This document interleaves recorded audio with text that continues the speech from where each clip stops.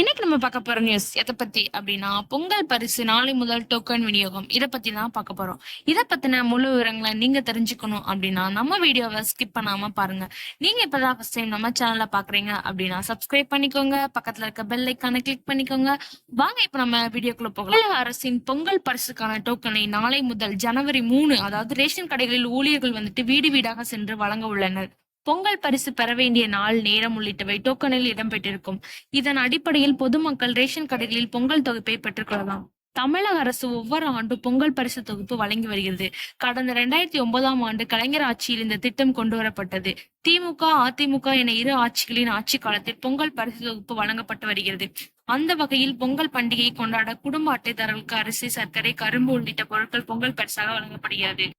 ரூபாய் 500 முதல் 2000 வரை ரொக்கமாக வழங்கப்பட்டது. கடந்த ஆண்டு பொங்கல் பண்டிகையை முன்னிட்டு ரூபாய் 1000 ரொக்கம், தலா 1 கிலோ பச்சரிசி, சர்க்கரை, ஒரு முழு கரும்பு ஆகியவை வழங்கப்பட்டன. அதேபோல் இந்த ஆண்டு பொங்கல் பண்டிகையின் போது ரொக்கப்பணம் மற்றும் பொங்கல் தொகுப்பு வழங்கப்படும் என எதிர்பார்க்கப்பட்டது. இந்த நிலையில் இந்த ஆண்டு பொங்கல் பரிசு தொகுப்பாக அனைத்து அரிசி குடும்ப அட்டைதாரர்கள் மற்றும் இலங்கை தமிழர்கள் மறுவாழ்வு முகாமில் வசிக்கும் குடும்பத்தினருக்கு 1 கிலோ பச்சரிசி, 1 கிலோ சர்க்கரை, ஒரு முழு கரும்பு வழங்கப்படும் என அறிவிக்கப்பட்டுள்ளது. மூலம் 2,20,94,585 அரிசி குடும்ப அட்டைதாரர்களுக்கு இலங்கை தமிழர் குடும்பத்தினர் பயன்பெறுவார்கள் என்று தமிழக அரசு தெரிவித்தது. இந்த நிலையில் பொங்கல் பரிசு தொகுப்பு பெறுவதற்கான டோக்கன் நாளை முதல் அதாவது ஜனவரி 3 முதல் வழங்கப்படும் என அறிவிப்பு வெளியாகி உள்ளது. நாளை முதல் டோக்கன் விநியோகம். ரேஷன் கடை ஊழியர்கள் அட்டைதாரர்களின் வீடுக்கே சென்று டோக்கனை வழங்குவார்கள்.